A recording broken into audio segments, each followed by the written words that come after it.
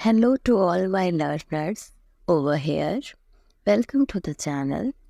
If you are a sociology learner, then now you have came at right place. I am a sociology educator, university gold medalist, and I will teach you sociology in a very easy and interesting way. So let's get started. अगर आप समाजशास्त्र के विद्यार्थी हैं, समाजशास्त्र पढ़ना चाहते हैं तो आप बिल्कुल सही जगह पर आए हैं। मैं समाजशास्त्र की ही टीचर हूँ, यूनिवर्सिटी गोल्ड मेडलिस्ट हूँ। मैं आपको समाजशास्त्र बहुत आसानी से पढ़ना सिखाऊंगी, तो चलिए शुरू करते हैं। In this video lecture we are going to discuss some important questions of gender in society. आज के इस वीडियो लेक्चर में हम जेंडर इन सोसाइटी जो हमारा पेपर है सोशियोलॉजी का, उसके कुछ इम्पॉर्टेंट क्वेश्चंस को देखने जा रहे हैं, एज वेल एज ये किसी भी कॉम्पिटिटिव एग्जाम्स के लिए इम्पॉर्टेंट होंगे। तो चलिए शुरू करते हैं। फर्स्ट क्वेश्चन है, in which year Nirbhaya fund is started for the security and protection of women. महिलाओं की सुरक्षा और संरक्षण के लिए निर्भया कोष की शुरुआत जो थी वो कब हुई है। ये आपका जो क्वेश्चन है ये थोड़ा सा जो हमारा करंट क्वेश्चंस होते हैं या फिर आपका जो जर्नल अवेयरनेस के क्वेश्चन जो सोशियोलॉजी में आते हैं, कुछ ऐसे टॉपिक्स हैं उनसे रिलेटेड है। तो ये आपका इसका राइट आंसर है 2013। 2013 में Nirbhaya fund was announced by the finance minister in 2013 budget speech with government contribution of rupees 100,000 crores for empowerment, safety and security of women and girl child। तो जो ये निर्भया फंड है ये आपके फाइनेंस मिनिस्टर ने announce किया था 2013 में बजट की स्पीच में, और ये आपके गवर्नमेंट में इसमें 1,000 करोड़ का कंट्रीब्यूशन किया था विमेंस के एम्पावरमेंट के लिए, सेफ्टी के लिए और सिक्योरिटी के लिए, और गर्ल चाइल्ड के as well as girl child के लिए। नेक्स्ट क्वेश्चन है, in which year the Hindu women's right to property act enacted. तो जो राइट टू प्रॉपर्टी एक्ट है हिंदू विमेन का, ये कब आया? हिंदू महिला संपत्ति का अधिकार अधिनियम किस वर्ष आया? तो इसका राइट आंसर है आपका सी, 1937 में आपका women's right to property act आया था। नेक्स्ट क्वेश्चन है, concept of gender inequality is related to which of the following. लिंग असमानता की धारणा निम्न में से किससे जुड़ी हुई है? तो जब जेंडर इनइक्वालिटी की बात आती है तो ये रिलेटेड है आपके विमेंस से, रिलेटेड टू विमेन है। ये विमेंस जो है उनको इक्वली ट्रीट नहीं किया जाता मेन के लिए, तो ये रिलेटेड टू विमेन है, यानी कि स्त्रियों से संबंधित है। नेक्स्ट है, who said one is not born but rather becomes a woman. किसने कहा औरत जो है वो पैदा नहीं होती, वो बनाए दी जाती है? ये किसका स्टेटमेंट है? तो इसको हमने जेंडर इक्वालिटी के जब हम कुछ टॉपिक्स को पढ़ रहे थे तो हमने डिस्कस भी किया था, one is not born but rather becomes a woman. तो ये सिमोन दे बुआ का स्टेटमेंट है। इसके राइट आंसर है डी, सिमोन दे बुआ का स्टेटमेंट है ये। इससे जेंडर पर्सपेक्टिव के और फेमिनिस्ट मूवमेंट और जनरल सोसाइटी में काफ़ी सारे टॉपिक्स पे हमने लेक्चर्स को कवर किया है, तो अगर आपने वो नहीं देखे हैं तो आप वो देख सकते हैं। आपको चैनल पे प्लेलिस्ट मिल जाएगी जनरल सोसाइटी की, वो जाके आप देख सकते हैं। नेक्स्ट क्वेश्चन है, which of the following element is basic in the formation of sex. तो जो भी यौन होता है उसके निर्माण में निम्नलिखित में से कौन सा तत्व जो है वो आधारभूत है?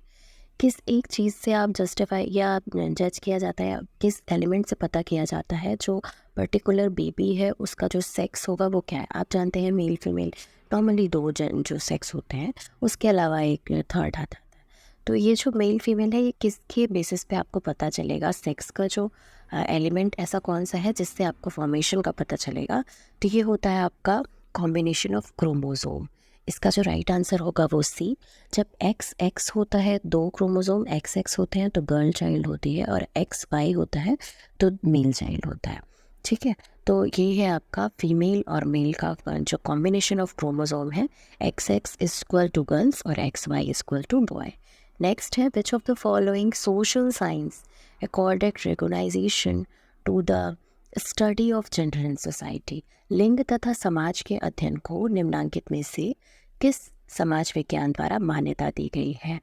तो ये इसका राइट आंसर होगा आपका सोशोलॉजी। जेंडर एंड सोसाइटी जो है ये हमारे सोशोलॉजी में एक पेपर भी है। तो ये सोशोलॉजी एक जो हमारा सब्जेक्ट है, इसी में ये लिंग और समाज के अध्ययन को मान्यता दी गई है। नेक्स्ट क्वेश्चन है, when was the national human rights commission form, राष्ट्रीय मानव अधिकार आयोग का गठन कब हुआ है? तो इसका राइट आंसर है 12 अक्टूबर 1993। इसमें थोड़ा सा मिसप्रिंट है क्वेश्चन में। 12 अक्टूबर जो है वो डेट इन्होंने सही दे रखी हुई है, बट जो ईयर है वो 1983 नहीं है, 1993 है। तो 1993 आप लर्न करेंगे। मे बी शायद टाइपिंग एरर की वजह से ये 1983 प्रिंट हुआ है, बट इसका जो राइट आंसर है वो 1993 होगा। नेक्स्ट क्वेश्चन है, which one is affected female population, कौन एक स्त्री जनसंख्या को प्रभावित करता है? तो जब वुमेन पॉपुलेशन के इफेक्ट होने की बात आती है तो उसमें इन्फेंटिसाइड की बात आएगी, लेकिन girl infanticide, specifically girl infanticide को आप कह सकते हैं। जब बालिका शिशु हत्या में तो दोनों आ सकते हैं। बेसिकली अगर हम फोकस करें तो फिटिसाइड और जो इन्फेंटिसाइड टर्म है वो गर्ल चाइल्ड से ही रिलेटेड होते हैं, बट यहाँ पे इन्होंने गर्ल इन्फेंटिसाइड दे रखा है स्पेसिफिकली, तो फिर हम गर्ल इन्फेंटिसाइड के साथ जाएंगे। गर्ल इन्फेंटिसाइड यानी कि जो आपकी जो गर्ल बेबी गर्ल होती है उसका जब आप हत्या करेंगे तो कहीं ना कहीं जो आपका जो स्त्री जनसंख्या है या फीमेल पॉपुलेशन है उस पर इम्पैक्ट आएगा। डाइवोर्स, अर्ली मैरिज, इन सब का इफेक्ट उतना नहीं होगा जितना कि आपका इन्फेंटिसाइड का होगा। नेक्स्ट क्वेश्चन है, in which year was the Hindu succession act enacted, Hindu उत्तराधिकार अधिनियम किस वर्ष आया था? तो ये हिंदू सक्सेशन एक्ट जो है ये आपका 1956 में आया था। इसका राइट आंसर होगा ए। नेक्स्ट है, demography is mainly called the science of, जननांकिकी जो होता है, जननांकिकी मुख्य रूप से किसका विज्ञान है? तो ये आपका पॉपुलेशन का साइंस है। जो डेमोग्राफी होती है it is the science of to learn about human population. तो ये है आपका, इसका राइट आंसर होगा डी, जनसंख्या यानी कि पॉपुलेशन। पॉपुलेशन की साइंटिफिक स्टडी को ही डेमोग्राफी कहते हैं।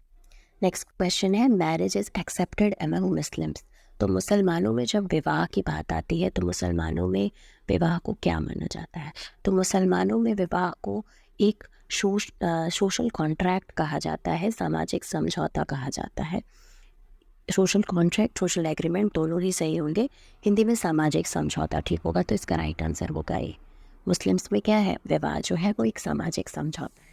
अगर बात आती है हिंदुज़म में, तो हिंदुज़म में हम जो मैरिज होती है उसको एक संस्कार मानते हैं, एक धार्मिक संस्कार मानते हैं।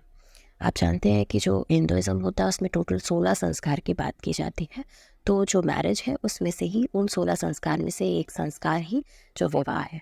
नेक्स्ट है, a women weak is made not born, a weak women is made not born, ये जो स्टेटमेंट है ये किसका है?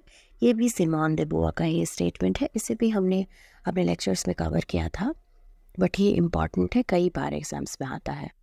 नेक्स्ट है, विश्व में सबसे अधिक लैंगिक समानता वाला देश है, it is the country with most gender equality in the world. तो जब मोस्ट जेंडर इक्वालिटी की बात आती है तो इसका राइट आंसर होगा आइसलैंड।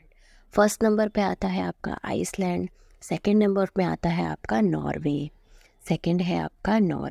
उसके बाद आता है आपका फिनलैंड, एंड उसके बाद आता है आपका न्यूजीलैंड। तो कई बार मोस्टली फर्स्ट पूछा जाता है, बट कभी सेकंड या थर्ड भी पूछा जा सकता है, तो आप सेकंड थर्ड पोजीशन तक लर्न कर सकते हैं। पहला हो गया आपका आइसलैंड, उसके बाद आता है नॉर्वे, एंड उसके बाद आता है फिनलैंड, और फिर आता है आपका न्यूजीलैंड। नेक्स्ट है, who has said caste is a closed class, ये बहुत ही फेमस और इम्पॉर्टेंट स्टेटमेंट है कास्ट से रिलेटेड। आपका कास्ट जो टॉपिक है सोशियोलॉजी में, कास्ट एक इम्पॉर्टेंट टॉपिक है। कास्ट जो है वो हमारा जनरली आप इसे सुनते ही हैं, हर एक इंसान है वो एक किसी न किसी कास्ट को बिलोंग करता है। आप जानते हैं एज अ सरनेम आप समझ सकते हैं। पहले हमारे यहाँ वर्ना सिस्टम होता था, बट फर्दर वही डिवाइड होके डिफरेंट कास्ट में और सब कास्ट में डिवाइड हुआ है। जो कास्ट है वो हिंदुज़म में और इवन मुस्लिम्स में सब में कास्ट होती हैं। तो इसके लिए जो कास्ट को क्लोज्ड क्लास किसने कहा है, तो ये मजूमदार और मदान का स्टेटमेंट है। मजूमदार और मदान ने ये स्टेटमेंट बोला है, कास्ट को क्लोज्ड क्लास कहा है। क्लास को जब हम समझते हैं तो हम ये कह सकते हैं कि क्लास जो है उसमें अप एंड डाउन हो सकता है। आज आप लोअर क्लास को बिलोंग करते हैं, लेकिन अगर आप स्ट्रगल करें, मेहनत करें तो आप मिडिल पे पहुंच सकते हैं, मिडिल से आप हायर पे पहुंच सकते हैं। हायर वाला भी अगर ठीक से अपनी जो चीज़ें नहीं करेगा तो वो मिडिल में भी आ सकता है या लोअर में भी आ सकता है, अगर उसे बहुत बड़े लॉस हो जाए तो ये कह सकते हैं कि क्लास जो है वो ओपन सिस्टम है, क्लास ओपन सिस्टम है। ऑन दी अदर हैंड जब कास्ट की बात आती है तो बाई बर्थ आप जिस कास्ट में आपका बर्थ होगा, आप लाइफ टाइम आपको उसी की मेंबरशिप मिलती है। तो कास्ट जो है वो एक क्लोज्ड सिस्टम है या फिर एक क्लोज्ड क्लास है। क्लास है बट ये एक क्लोज टाइप की क्लास है। बट क्लास को हम कैसे समझते हैं, वो ओपन सिस्टम है, बट जो कास्ट है वो क्लोज सिस्टम है। क्लास को क्लोज सिस्टम कहने का मजूमदार और मदान का यही वो था। और मजूमदार और मदान की बहुत ही फेमस बुक है an introduction to social anthropology. इसी बुक पे उन्होंने कास्ट के बारे में बताया है। इसके अलावा कास्ट से रिलेटेड चीज़ें भी हम नेक्स्ट लेक्चर में कवर करने की कोशिश करेंगे। आई होप ये वीडियो लेक्चर आपके लिए हेल्पफुल रहेगा। ये कुछ इंपॉर्टेंट क्वेश्चंस हमने सॉल्व किए हैं। आई होप ये आपके लिए हेल्पफुल रहेगा। ऐसे ही और वीडियोस के लिए हमारे चैनल से जुड़े रहिए। चैनल पे फर्स्ट टाइम आए हैं तो प्लीज़ सब्सक्राइब कीजिएगा, अपने फ्रेंड्स के साथ शेयर कीजिएगा। Keep learning, keep sharing, keep watching. Thank you so much for watching.